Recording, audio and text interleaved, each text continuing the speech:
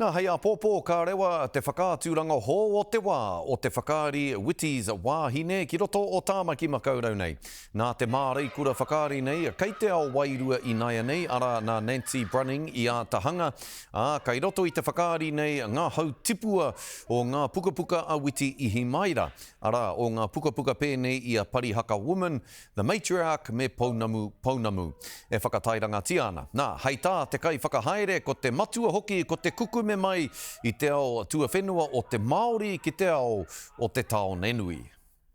How do we share it in a way where people don't just reduce that down or diminish it down to, that's a small story that sits over there that doesn't really impact us. So we've been thinking a lot about how to look after our audiences, to bring them on a journey and to connect them into some of the deeper stories of our country. Rural Māori who didn't grow up in the city, who grew up around nannies, aunties, koros, when they're your best mates growing up.